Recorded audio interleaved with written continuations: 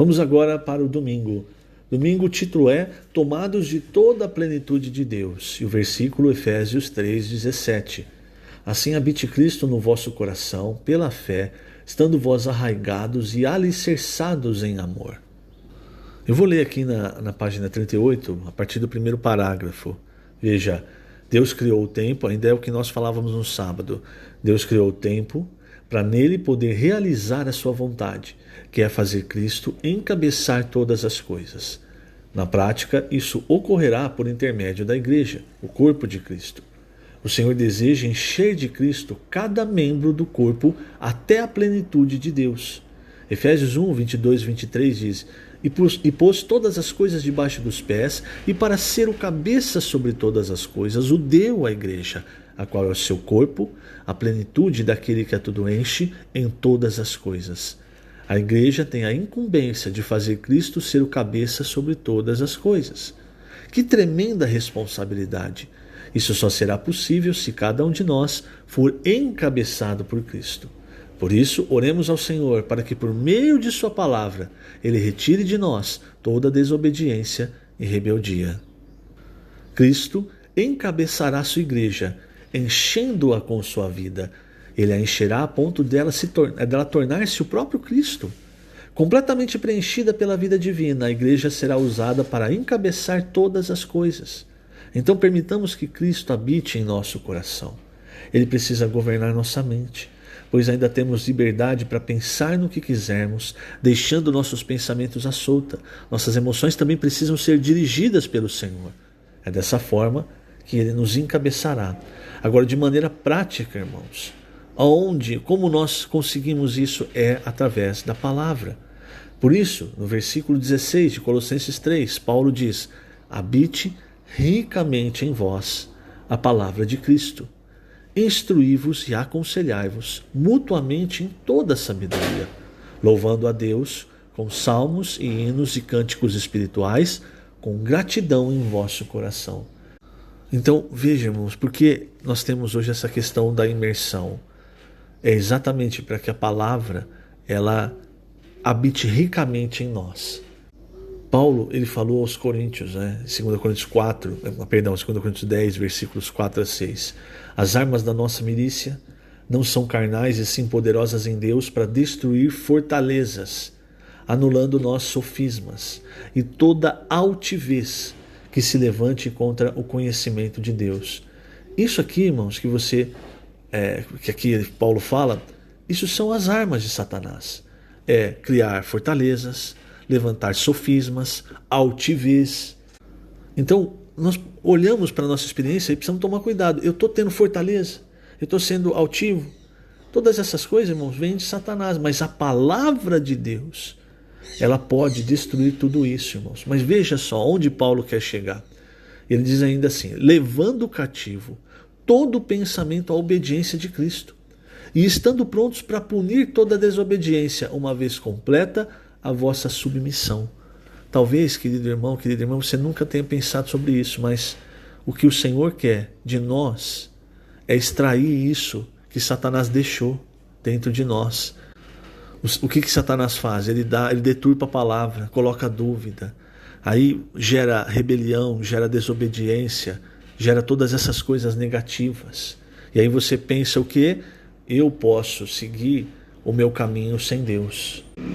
O que os coríntios estavam vivendo, irmãos, alguns deles, não todos, por isso que Paulo escreve a segunda epístola.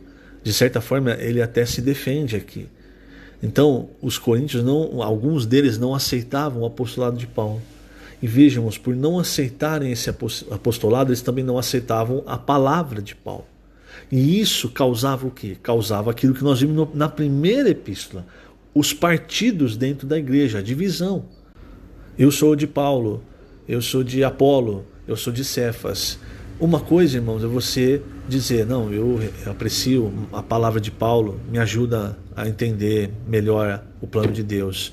Eu aprecio a palavra de Apolo, me ajuda a entender melhor as coisas. Ou, enfim, outra coisa é dizer: eu sou de Paulo, por isso eu não aceito a palavra de Pedro.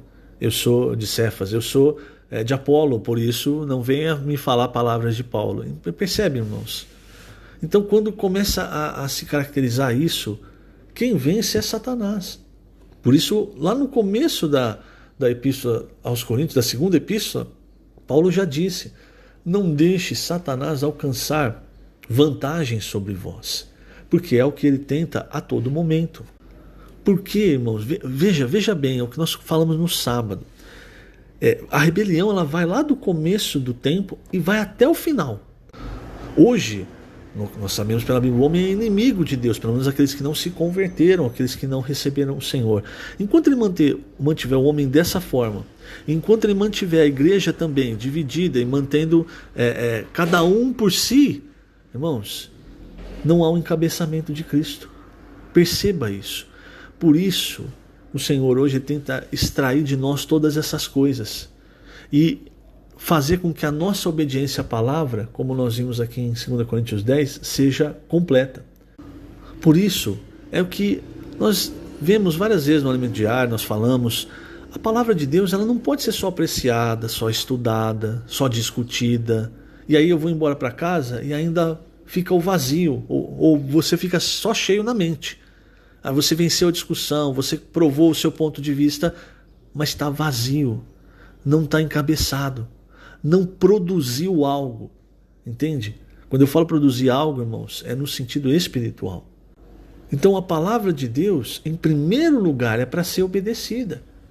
Esse é o ponto principal. Hoje há tanta discussão sobre questões, língua disso, se pode aquilo, se deve comer isso, mas como o próprio Senhor falou para os fariseus, a essência vocês não entenderam.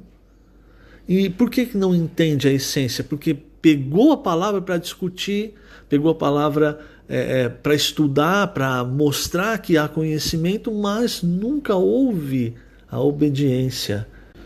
Porque a palavra de Deus, primeiramente, irmãos, ela é espírito e a vida. Então, quando nós recebemos, aí entra a 2 Tessalonicenses, né, que fala que os Tessalonicenses receberam a palavra e a palavra produziu algo neles. Quando nós recebemos a palavra para obedecer, como palavra de Deus, ela produz algo em nós. O Senhor Jesus fala isso em João.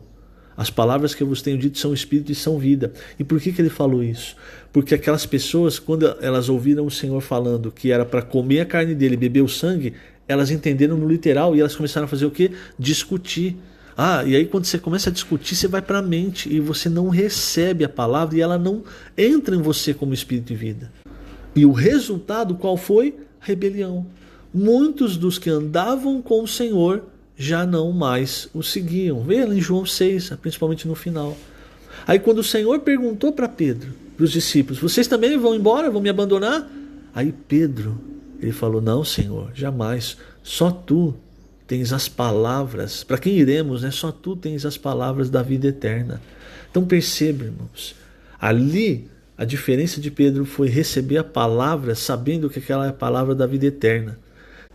Que nós sejamos, irmãos, como Pedro, ao invés de levar as coisas só para a mente, analisar a palavra, olhar e falar, que nós possamos receber a palavra de Deus como espírito e vida, pois são as palavras da vida eterna. E por quê? Porque aí você tem o título de hoje, né, do domingo, tomados de toda a plenitude de Deus. Sempre que nós recebemos a palavra como espírito e vida, o que essa palavra faz é trazer a presença de Deus. E quando você recebe, você tem a presença de Deus, você é enchido com a plenitude de Deus. Então tudo, irmãos, está na forma como nós recebemos a palavra de Deus. Que o Senhor te abençoe grandemente nesse dia. Lembrando, estamos colocando essas gravações no canal do YouTube da Igreja em Ribeirão Preto. Jesus é o Senhor.